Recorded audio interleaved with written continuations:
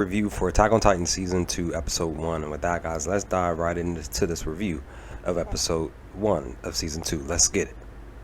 So, as we see here at the beginning of the episode, we basically are getting back into what happened at the end of Season 1. They cover the spot with the tarp, and then we see that some of the court, they look up and notice that part of the wall breaks off, and it's a Titan inside. And actually, the Titan's alive. It just eyes moves and stuff like that. But it was just real interesting to see that.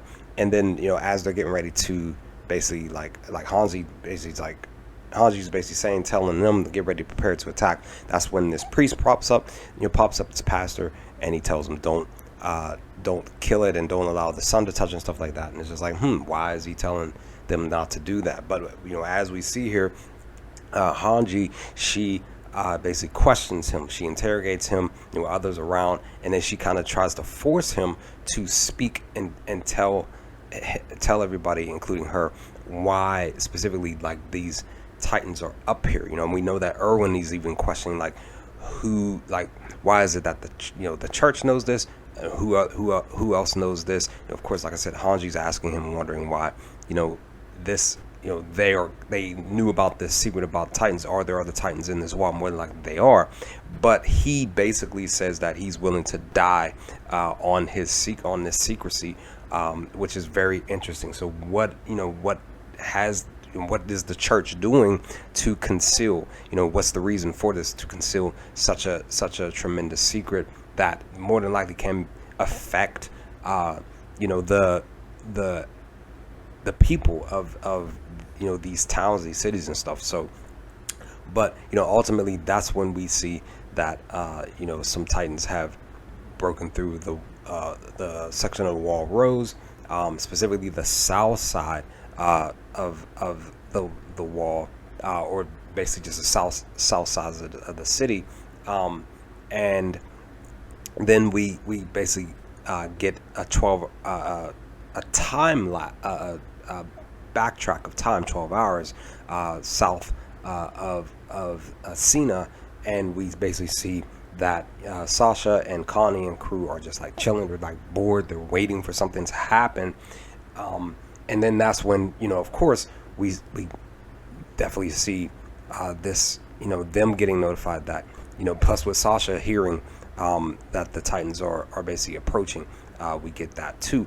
But we get a interesting spot, like a dream with Eren,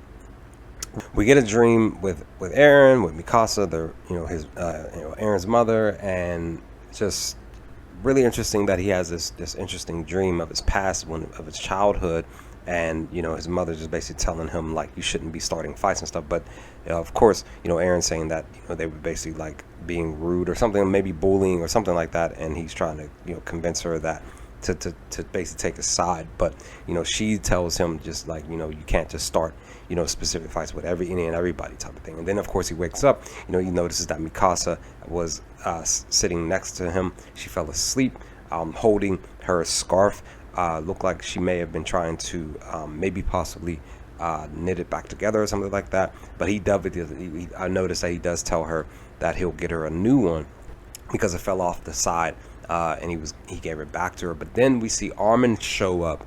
He's literally frantic, and he's like telling them basically the same thing, like Titans have basically come through from the south of the city, and then we basically definitely do see that, noticing that Mika and crew and them, they're like preparing to fight the Titans. And of course Connie is definitely worried because his family's on the south side just before or I want to say, I think he said like something on the lines of that his family, his village is like right next to the south section of where the Titans came through, so he wants to go back and check on his family and his home and stuff, his village. So I understand that part. And of course Mika basically tells him like you will do that, you will take a couple of people or a few people with you to the south side of the section. But of course Mika, he goes off and he literally goes off and fights these titans on his own. Of course, he takes out like one or two of them, but at the same time, guys, that's when we see this this beast titan. I forgot to mention that at the beginning of this video, that the title of the episode is called Beast Titan for episode 1 of season 2, and it talks like it has, you know, all this. It's very, very big, it's very huge, very tall, it's very hairy, and it literally, like, it communicates, like, speaks the same language. You can tell them, like, you definitely, we I know that you know, we talk and have the same language and stuff. It was just really just like, wow. I was just sitting there like, yo, like, this is crazy and insane. But at the same time, I'm not too shocked, just because of, you know, the fact that, you know, what occurred at, you know, towards the end of season 1 with the transformations of the titans and stuff like that. I understand a little bit now, and I'm questioning. I believe I talked about this in a few review videos towards the end of season 1, like, questioning whether or not some titans were, like, cognitively sound and could talk, think for themselves and stuff like that. Like, most of the smaller titans definitely are not. They can't talk. They don't think for themselves. They just react in a specific way, you know, function in a specific way. But, you know, we're seeing that maybe there more than likely are a few more like this beast titan that can think for themselves. Of course, they could command other titans, like it was doing here towards the end of this episode, and even telling them to, like, stop and don't attack. And I definitely want to note, though, I did enjoy seeing this titan over here just, like, chilling. He was chilling laid up against the bush, though I want to say it was the bush, but it was the trees.